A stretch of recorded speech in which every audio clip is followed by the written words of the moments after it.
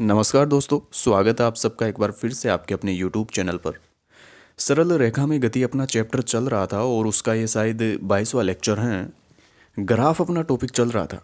दो ग्राफ अपन ने देख लिए थे, यूनिफॉर्म मोशन और यूनिफॉर्मली एसिलेटेड मोशन के ग्राफ अपन ने देख लिए थे। तीसरे तरह के जो ग्राफ बचे हैं वो आज के इस लेक्चर में हम देखने वाले हैं। लेकिन उससे पहले एक बार जो दो तरह के ग्राफ अपन ने देख लिए हैं उनका रिवीजन एक बार फटाफट हम कर लेते हैं। पहले तरह के ग्राफ अपन ने यूनिफॉर्म मोशन के लिए देखा था। यूनिफॉर्म मोशन में क्या होता है, जो त्वरण होता है वो ज़ीरो होता है और नॉन यूनिफॉर्म मोशन में त्वरण ज़ीरो नहीं होता। अब ज़ीरो नहीं होता तो दो तरह की कंडीशन बनती है, या तो त्वरण का मान नियत होगा या फिर त्वरण का मान परिवर्ती होगा, वेरिएबल।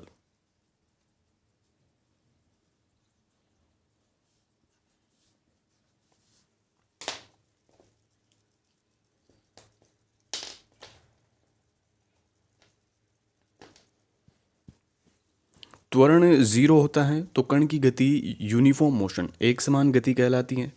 यदि त्वरण का मान नियत होता है तो कण की गति एक समान त्वरित गति कहलाती है।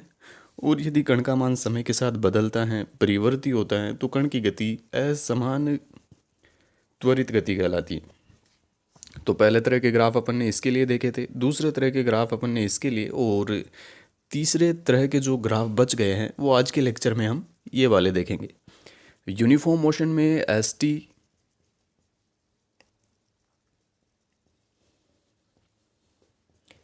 वी टी और ए टी ग्राफ अपन ने देखे थे, और यहाँ पर भी सेम तीनों ग्राफ अपन ने देखे थे। सबसे पहले यूनिफॉर्म मोशन के तीन ग्राफ अपन देख लेते हैं।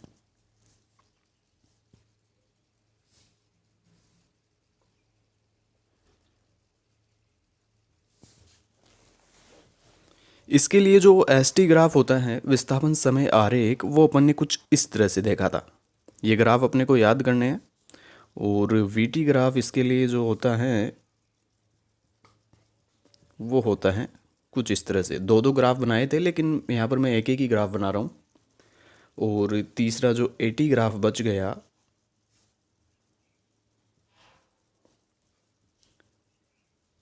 कुछ इस तरह से होता है ए टी ग्राफ।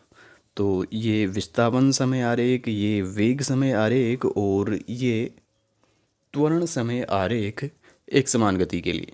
तो जो तीनों ग्राफ इसके लिए होते हैं वो ये होते हैं, इनको हमें याद करना है। और जो दूसरी प्रकार की गति हैं, एक समान त्वरित गति,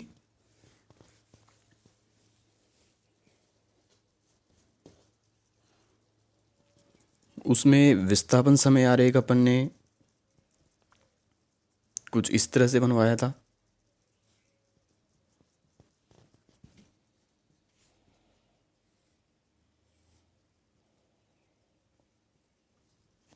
वेग समय आरेख कुछ इस तरह से, ये वी टी आरेख, और तीसरा है ए टी आरेख, ये इस तरह से आता है। और अपन ने ये भी सीखा था कि किस तरह से हम ये सिद्ध कर सकते हैं कि ये जो ग्राफ बनाया गया है वो एक समान त्वरित गति का ही विस्थापन समय आरेख है। ये ग्राफ किस तरह से एक समान गति के लिए ही वेग समय आरेख हैं, ये भी अपन ने सिद्ध करना सीखा था। अब आज के इस लेक्चर में हम जो असमान त्वरित गति हैं उसके लिए विस्थापन समय, वेग समय और त्वरण समय आरेख बनाना हम सीखेंगे। तो चलिए शुरू करते हैं।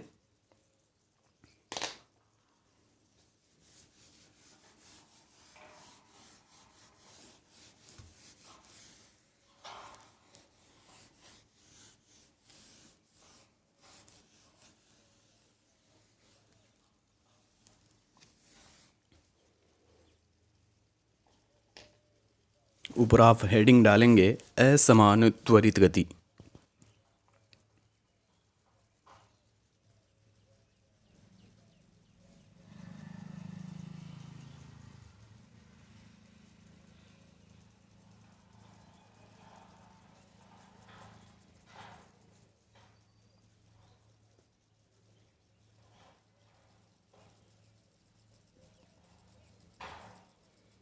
नॉन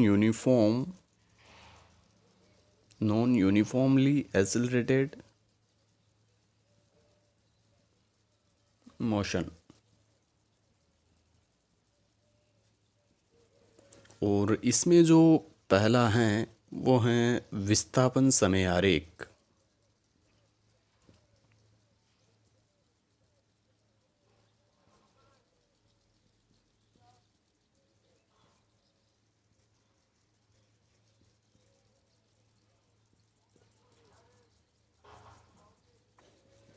और असमान त्वरित गति के लिए विस्थापन समय आरेख जो होता है, जो दो तरह के ग्राफ अपन ने पढ़ लिए हैं, एक समान गति और एक समान त्वरित गति के ग्राफ, उन ग्राफों को छोड़कर यदि कोई भी विस्थापन समय आरेख आपको देखने को मिले तो वो असमान त्वरित गति का विस्थापन समय आरेख होगा।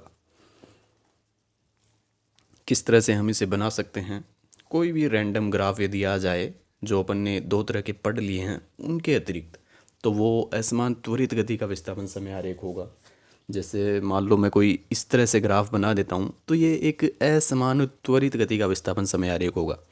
इसमें जो विस्थापन है वो समय के साथ एक निश्चित दर से नहीं बदल रहा है, दर अलग अलग है बदलने की, वेग भी कोई नियत दर से नहीं बदल रहा, अलग अलग दर से बदल रहा है। तो इस तरह का जो विस्थापन समय आरेख होता है वो असमान त्वरित गति का विस्थापन समय आरेख होगा। या फिर मान लो कुछ इस तरह से आपको दे दे ग्राफ, किसी भी तरह से दिया जा सकता है, जो दो तरह के ग्राफ अपन ने पढ़ लिए हैं उनके अलावा, तो वो असमान त्वरित गति का ही विस्थापन समय आरेख होगा। सेम इसी तरह से वेग समय आरेख,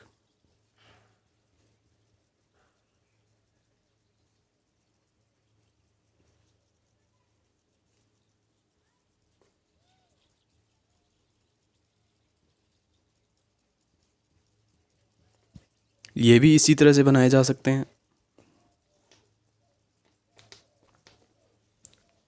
जो पीछे अपन ने दो तरह के वेग समय आरेख पढ़ लिए हैं उनके अलावा यदि कोई तीसरे तरह का वेग समय आरेख आपको मिल जाए तो वो असमान त्वरित गति का ही वेग समय आरेख होगा। जैसे मान लो यदि कुछ इस तरीके से हमें वेग समय आरेख दिया जाए तो ये असमान त्वरित गति का वेग समय आरेख होगा। अभी यहाँ पर तो हम पता कर भी सकते हैं, यदि इस बिंदु पर हम त्वरण को देखें, ये हम जानते हैं कि वेग समय आरेख के किसी बिंदु पर खींची गई स्पर्श रेखा का ढाल उस बिंदु पर त्वरण को बताता है। तो इस बिंदु पर त्वरण का मान कुछ अलग होगा, इस बिंदु पर त्वरण का मान कुछ अलग होगा। यहाँ पर हम स्पर्श रेखा खींचेंगे तो ये मान लो थीटा 1 कोण बना रही है, यहाँ पर जो स्पर्श रेखा खींचेंगे वो थीटा 2 कोण बना रही हैं। तो दोनों बिंदुओं के लिए त्वरण का मान अलग अलग होगा। और त्वरण यदि बदलता है समय के साथ तो वो असमान त्वरित गति होती है। तो ये जो वी टी आरेख बनाया गया है ये असमान त्वरित गति के लिए वी टी आरेख होगा। तो इस तरह से हम बना सकते हैं वी टी आरेख असमान त्वरित गति के लिए। या फिर आप सीधा ध्यान में रख सकते हैं, जो दो तरह के ग्राफ पढ़ लिए हैं उनके अतिरिक्त कोई तीसरे तरह का वी टी आरेख आपको मिले तो वो असमान त्वरित गति का ही वी टी आरेख होगा।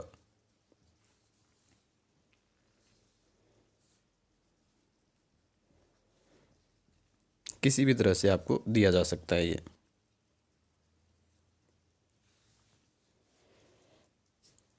अब जो तीसरे तरह का ग्राफ बचा है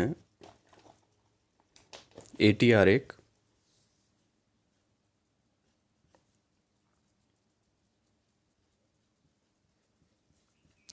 त्वरण समय आरेख,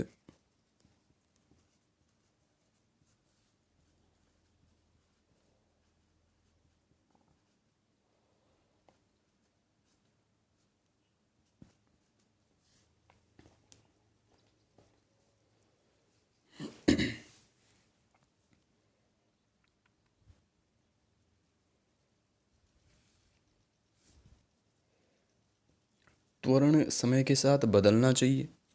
तो जो गति हैं वो असमान त्वरित गति कहलाती हैं। यदि इस तरह से आपको दिया जाए तो ये असमान त्वरित गति का हो जाएगा ग्राफ, समय के साथ त्वरण का मान बदल रहा है। या फिर इस तरह से दे दिया जाए, तो यहाँ भी समय के साथ त्वरण लगातार बदल रहा है, तो ये असमान त्वरित गति के लिए त्वरण समय आरेख होगा। कहने का मतलब, यदि जो पीछे ग्राफ अपन ने पढ़ लिए हैं एक समान गति और एक समान त्वरित गति के लिए, उनमें जो ग्राफ अपन ने देखे थे उनके अतिरिक्त यदि कोई ग्राफ आपको देखने को मिले, चाहे वो एस टी आर एक हो, वी टी आर एक हो या फिर ए टी आर एक, तो वो असमान त्वरित गति का ग्राफ होगा। और यदि आपको पता ना हो तो आप देख भी सकते हैं, पता कर सकते हैं। विस्थापन समय आरेख में हम जानते हैं, विस्थापन समय आरेख के किसी बिंदु पर खींची गई स्पर्श रेखा का ढाल उस बिंदु पर वेग को बताता है।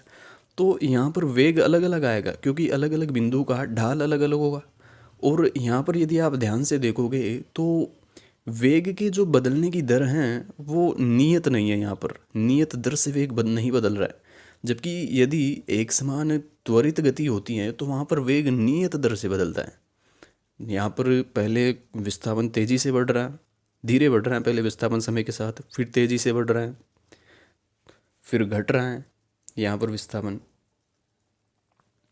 यहाँ नियत हो जा रहा है विस्थापन। जब यहाँ से समय हम देखें तो इस दौरान विस्थापन नियत है, फिर बढ़ रहा है, फिर कभी नियत हो रहा है। तो जो विस्थापन बढ़ रहा है घट रहा है, ये जो गति हैं वो असमान त्वरित गति है। क्योंकि एक समान त्वरित गति में ऐसा नहीं होता। एक समान त्वरित गति यदि कण करता तो कण का विस्थापन या तो लगातार बढ़ता या फिर लगातार घटता। तो इस तरह से हम पता कर सकते हैं कि विस्थापन समय आरेख जो ये बनाया गया है ये असमान त्वरित गति का विस्थापन समय आरेख है। यहाँ पर भी पहले विस्थापन बढ़ रहा है बढ़ रहा है, अब यहाँ पर आने के बाद विस्थापन घटने लगा। तो पहले त्वरित गति हो रही है, फिर मंदन हो रहा है, त्वरण का मान लगातार बदलता जा रहा है। तो ये जो आरेख है वो असमान त्वरित गति का विस्थापन समय आरेख है। यहाँ पर वेग की हम बात करें तो वेग पहले जब इतना समय अपन देखे यहाँ से यहाँ तक, तो वेग में केवल इतनी सी वृद्धि हुई है।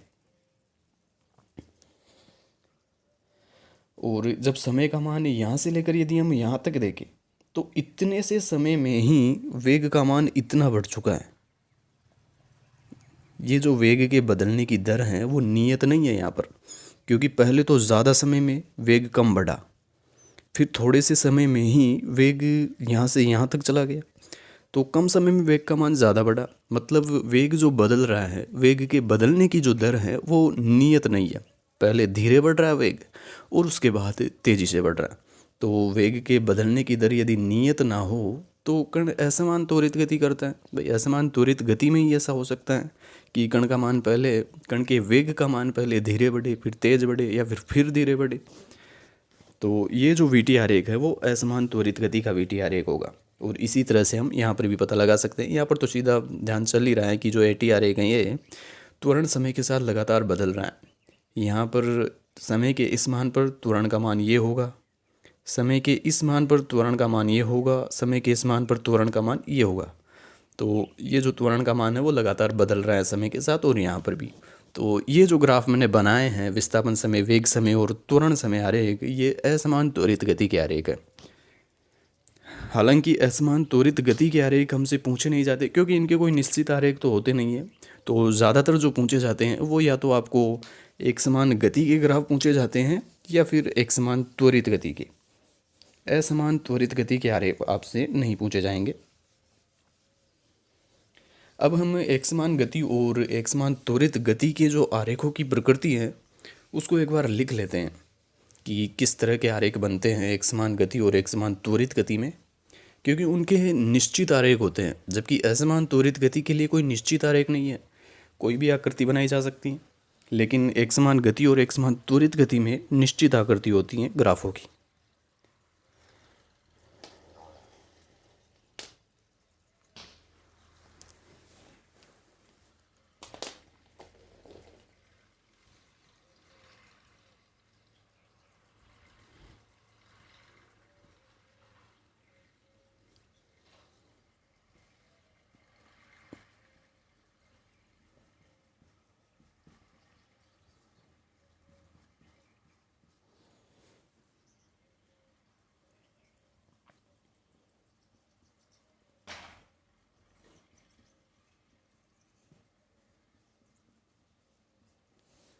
एक समान गति और एक समान त्वरित गति के लिए आरेख हम लिखेंगे कि एस टी आरेख किस तरह का होता है, वी टी आरेख किस तरह का होता है और ए टी आरेख किस तरह का होता है।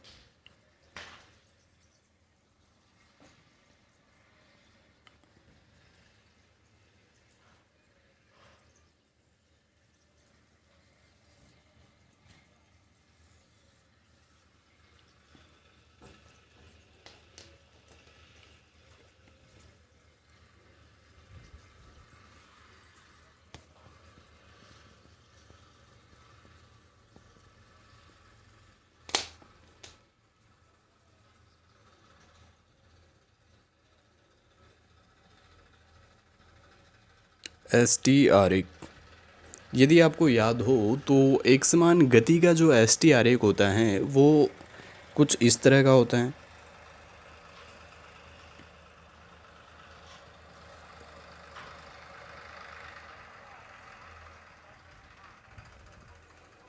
एक समान गति के लिए जो एस टी आरेख बनाया था वो अपन ने इस तरह का बनाया था, या फिर ऐसे बना सकते हैं इसे, या फिर ऐसे बना सकते हैं, या फिर नीचे से ऊपर लेके बना सकते हैं।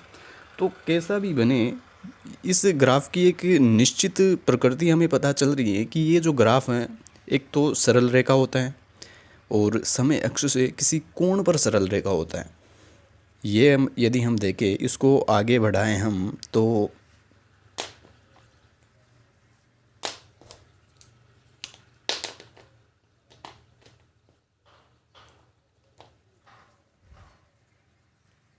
यदि इसे हम पीछे की ओर आगे बढ़ाए तो समय अक्ष से कुछ कोण पर ही है ये ग्राफ।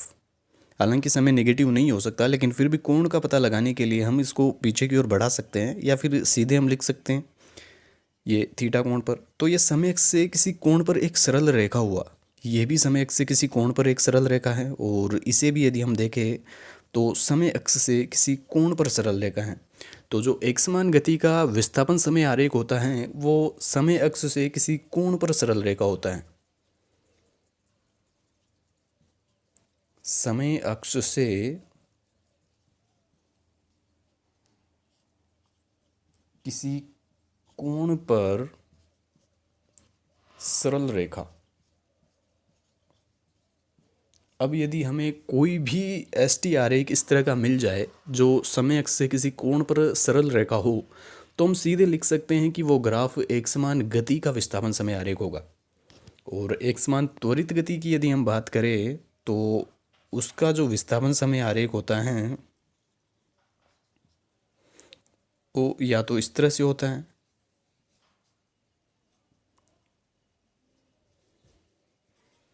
या फिर इस तरह से होता है, और ये एक परवलय का ग्राफ है।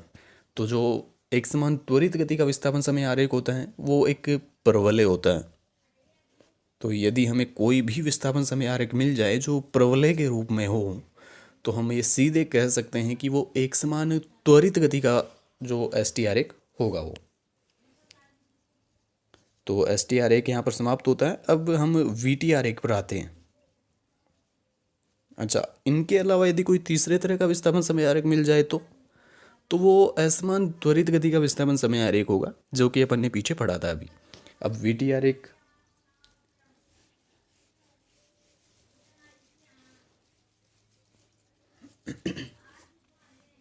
एक समान गति में वी टी आरेख अपन ने पढ़ा था,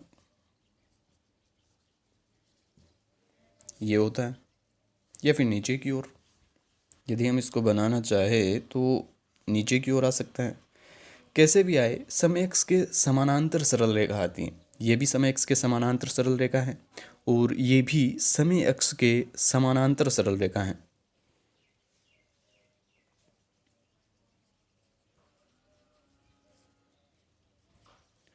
समय अक्ष के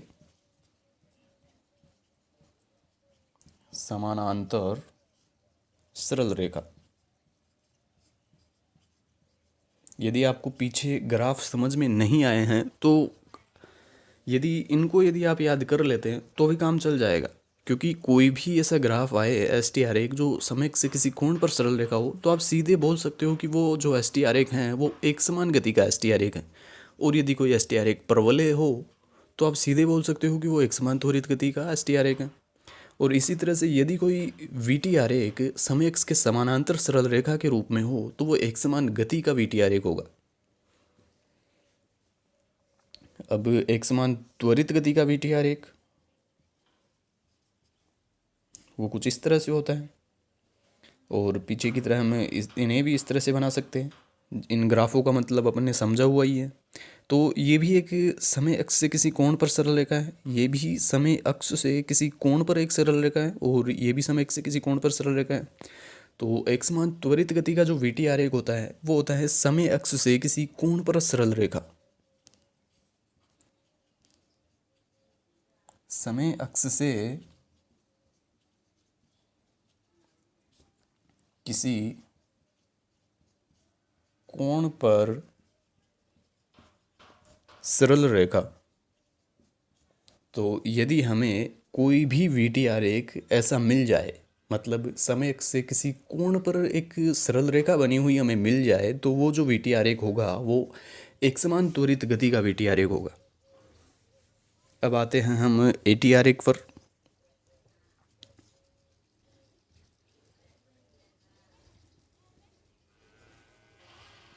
एक समान गति के लिए ए टी आरेख हम जानते हैं ये समय अक्ष ही होता है।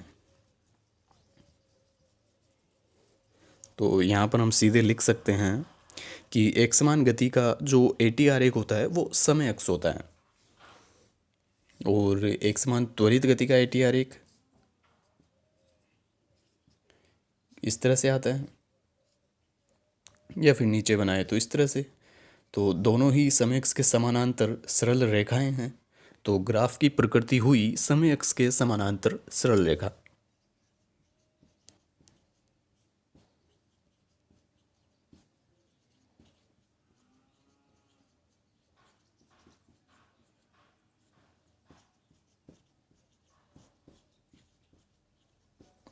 यदि हम ध्यान से देखें यहाँ पर, तो जो एक समान त्वरित गति का एस टी आरेख है, सॉरी वी टी आरेख, समय अक्ष से किसी कोण पर सरल रेखा, इसकी प्रकृति एक समान गति के एस टी आरेख की तरह है। ये भी समय अक्ष से किसी कोण पर सरल रेखा है, और ये भी समय अक्ष से किसी कोण पर सरल रेखा है। फ़र्क केवल इतना है कि ये जो है वो वी टी आरेख होता है एक समान त्वरित गति का, और ये एस टी आरेख होता है।